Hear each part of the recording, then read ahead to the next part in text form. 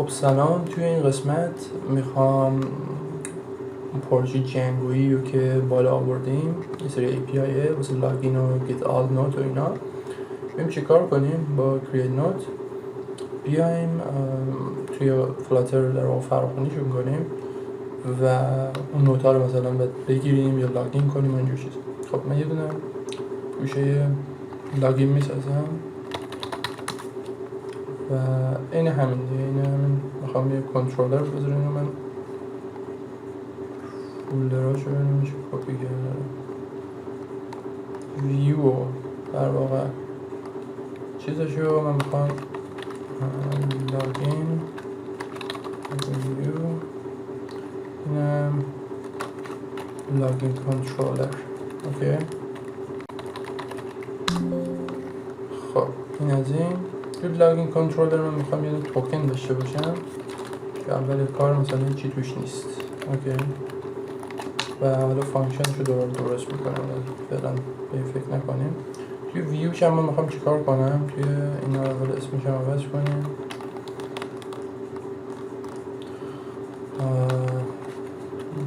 لاگین پیج. خب بسیار عالی عوض شد. دیگه توی لاگین پیج خب اینا رو که من نمیخوام تایتلش اوکی. خب تایتل هم بذاریم بگیریم از تو چرا تایتل رو باید بهش پاس بدیم. این از تایتل که از اونجا میگیره. بعد کنترلری که اینجا میخوایم لاگین کنترلره کنترلر که هنوز کنترلر رو فکر کنم عوضش نکردم. این عوض نکردیم. خب بسیار عالی سیو میکنیم. اینجا لاگین کنترلر رو الان بفهمه دیگه نفهمید. خب آره اینجا فهمیدش دیگه. اینا رو هم نداره دیگه مسلما و این پاک میکنم. من میخوایم چیکار کنیم؟ پیج لاگین دیگه میخوایم دو تا فیلد بذاریم واسه انتر کردن یوزر پسورد و بعد چیکار کنیم؟ اینا رو هم بذاریم فعلا مال بذارم هیچ کاری فعلا نمیخوایم بکنیم. اینا لاگین میذاریم این آیکون اینش هم آیکون لاگین داشته باشه. خب این تکستش هم ور نمیداریم حالا بذاریم بریم فعلا اینو توی هام پیج اضافه کنیم. اینجا هام پیجمون بود دیگه درسته. این شو نیم هم بذارین دیگه دیلیتش کنیم. ویجت مسخره‌ای بود هرچند این ویجت اینپوت و اینا رو داشت. بذاریم اینا رو باید کپی کنم بعد دیلیتش کنیم و این از این دیگه واقعا به بقیه چیزاش نیاز نداریم. دیلیتش کنیم توی مین دارته که نه توی هام مین دارت ایمپورتش کرده بودیم ایمپورت کردیم استفاده نکردیم. این که هیچی شو نیمه رو که اینا رو ور میداریم دیگه اینو نمیخوایم دیگه. خب یه کانتر داریم فعلا رو اپش باز یکم به درد میخورد یه چیزی میشد نشون داد دیگه. چی میخواستیم؟ لاگین پیج میخواستیم درسته. لاگین پیج. خب لاگین پیج رو بهش میدیم اسمش هم میذاریم تایتلش هم میذاریم اسمش رو بذاریم چی؟ لاگین پیج دیگه. چی بذاریم؟ چه سوالی؟ خب لاگین اینجا یه دونه کاما بیشتر بذارین یه چرخ خطی میکنه. این نذارین همونجوری مثل آدم نشون بده. خب اینم من سیوش کنم. الان درست شد. الان تو لاگین نمیره چون که کنترلر مواسش گذاشتیم. نکنین لاگینه کنترلر داره ولی کنترلر پوت نشده درسته. پس میریم توی چی؟ هام پیجه. اینجا در واقع لاگین کنترلر هم در واقع با پوت کنیم. پوت که میکنه این چی گفتیم دیگه اینجا میبره توی مموری میذاره inject an instance of اون کنترلر این مموری. خب پس منطقیه دیگه. قبلش باید تو مموری چیزی داشته باشیم که بتونه بره فایند کنه. خب این پس از لاگین پیج ما شده. اینو میذاریم لاگین میکنیم. حالا هیچ فیلد اینای اضافه نکردیم. خب بریم توی همین لاگین پیجه توی کالمه اینجا یه دونه تکست داره، نویسیم insert here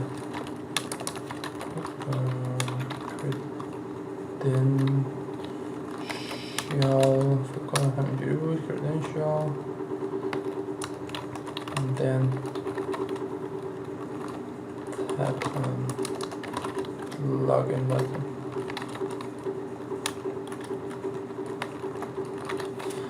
خب لاگین باتنش معلوم نیست، ولی حالا بعد چی دیگه میخوایم؟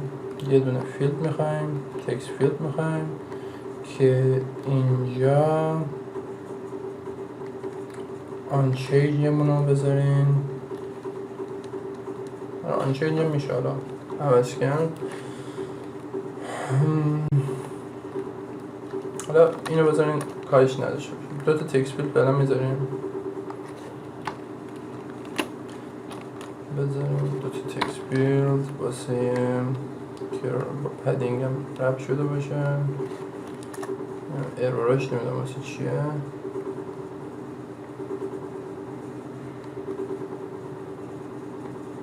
کانست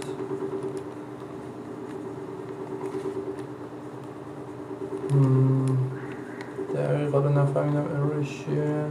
برام بذاریم من اینا رو یه دونه دیگه اینستنس ازش بسازم. خب اینجا چی کار میکنیم؟ پس یوزر نیم همونو میذاریم توی این یکیه، بعد پسورد همونو میذاریم. اینجا ببینیم پسورد میشه واسه پسورد باید یه فیلدی داشته باشیم.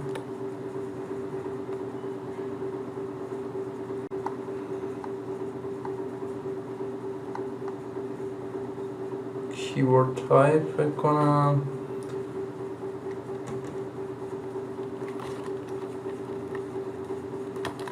کیورد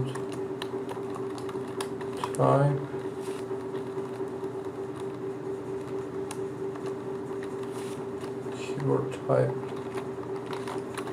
این چیزاش یکم وقت گیره اینا رو بخواد درست کنم. حالا بذاریم پسورد اینا رو کار نداشته باشه. بذاریم میشد یه کاری که پسورد مثلا هیدن کرد، نقطه گذاشت، حالا اینو باید سرچش کرد دوباره. اینو میذاریم پس چی باشه؟ پسورد باشه. type your password. اینجا میذاریم یوزر نیم باشه. خب این از این. حالا کاری که میخوایم بکنیم چیه؟ بعد اینکه این لاگین رو انجام داد یه سری اتفاقا بیفته، بریم توی کنترلر حالا یه کارایی بکنیم. ولی اتفاقی که حالا اینجا افتاده اینه که ما باید اطلاعات رو بفرستیم کجا؟ بفرستیم توی این تابع دیگه، توی تابعی که توی کنترلره. ولی خب تابع رو هنوز اولا ننوشیم، بعد اینکه اطلاعات رو نمیتونیم حالا در بیاریم. ما چیکار کنیم بجاش؟ اینجا تکست فیلد کنترلر میبینه. خب تکست ادیتینگ کنترلر میبینیم، تکست ادیتینگ کنترلر. خب اینو بذاریم من اینجا در بیارم. خب اینجا میسازیمش یوزر نیم کنترلر مساوی این از این. یه دونه واسه پسورد میذاریم پسورد. خب این از این دوتا رو ساختیم. حالا میخوایم بریم توی کجا؟ توی این اونی که اینجا کنترلر رو صدا بزنیم. کنترلری که اینجا ساختیم تابعش هنوز نساختیم ها. خب ولی میخوایم حالا یه کاری بکنیم. بریم اول بزنیم تابعش رو بزنیم. اینجوری دیگه خیلی مسخره میشه.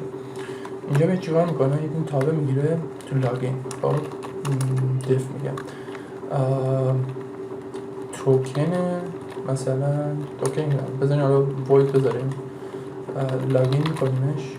بعد دو تا اطلاعات میگیره، یه دونه استرینگ در واقع پسورد، خب یوزر نیم و استرینگ پسورد. اوکی که حالا یه چیزی باید ریترن میکنه. حالا این وسط میخوایم چیکار کنیم؟ این استرینگ رو که میگیریم بفرستیم توی اون ریکوست دیگه. خب حالا ریکوست میخوایم چجوری بفرستیم؟ دوباره میریم اینجا ریکوست رو نمیدونیم چجوری بفرستیم و بریم یه پکیج بگیریم. دوباره پکیج چیه؟ پکیج HTTP. با این HTTP شما میتونید چیکار کنین؟ ریکوست های مختلف بدین. میبینید اینجا مثلا ریکوست پست داده، بعد بادیشو مثلا تعیین کنین، واسش مثلا هدر بذارین. هدرش رو اگه ببینید اینجا هدر گذاشته، هدر، آره اینجا مثلا میبینید هدر گذاشته، بعد ریکوست رو مثلا میفرسته و همین یه دونه هدر رو داره، یکم کدش شاید جالب نباشه. حالا اینو فعلا میریم اینجا ایمپورتش بکنیم.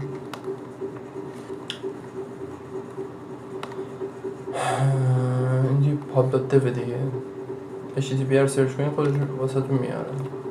لایکاش هم فقط لایکاش هم ببینیم میفهمیم که چقدر چه پکیجی خیلی زیاد برای من استفاده میشه. اون GetX الان 9000 تا مثلا لایک داشت. خب این HTTP الان اوکی شده. با بریم اینجا HTTP رو مثلا صدا میذاریم دات فلان بسار، مثل اینکه هنوز شعورش نرسیده که ایمپورتش کنیم. اوکی پس ایمپورتش میکنیم بلکه بفهمه. آره الان فهمید.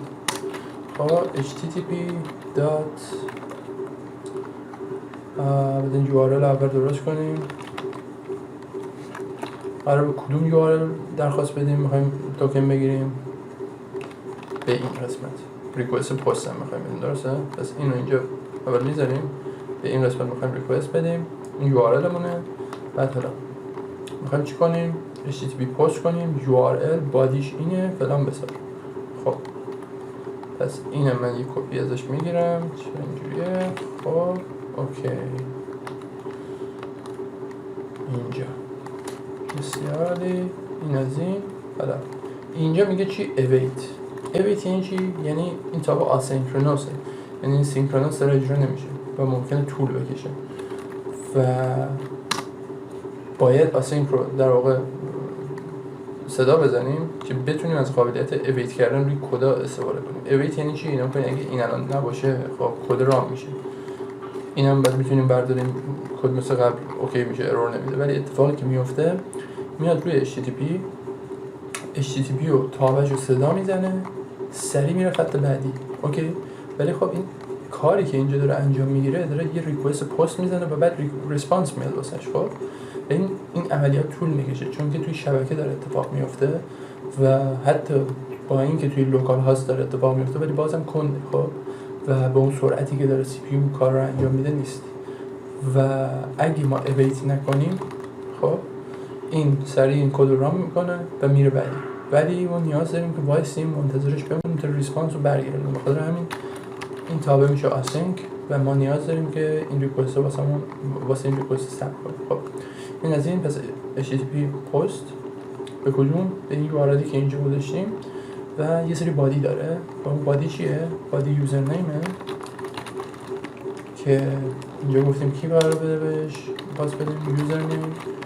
اینجا پسورده و کی میره توش؟ پسوردی که بهش پاس دادیم میره توش. خب حالا اینجا داره به همون چی برمیگردونه؟ اینجا ریسپانسه داره خب یه چیزی خلاص برمیگردونه. این ریسپانسه یه توکن توشه که اگه بریم توکن رو از توش بخونیم دیگه اوکی میشه دیگه. و الان چی کار میخوایم بکنیم؟ بیایم ریسپانسی که گرفتیم اونم کنیم اینجا، چون اویت زدیم انقدر میمونه تا ریسپانس بیاد. پس اینجا خط بعدی میدونیم ریسپانس مقدار داره. پس بیایم توکن رو مساویه ریسپانس دات بادی. خب توش یه توکن بود، درسته؟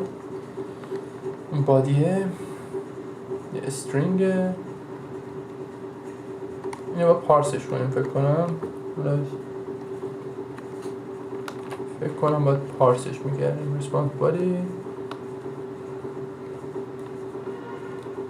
آره احتمالا باید جیسونی پارسش کنیم. ولی اینو من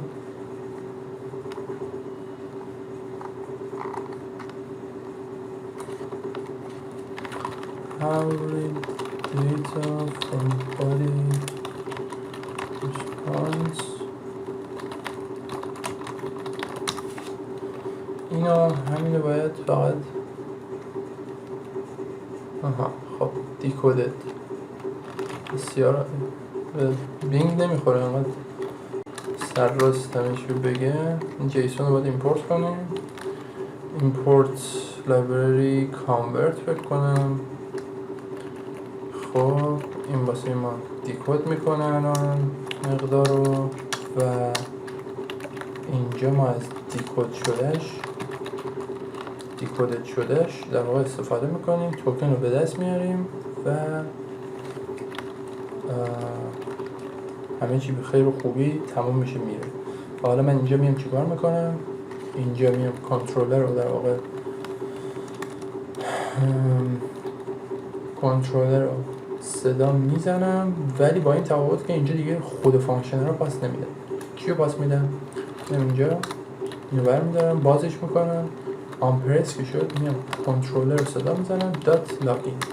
توی لاگین حالا چیکار میکنیم؟ این کنترلرهایی که اینجا ساختیم، من اینا رو مقدار اصلا ندادم به اینا.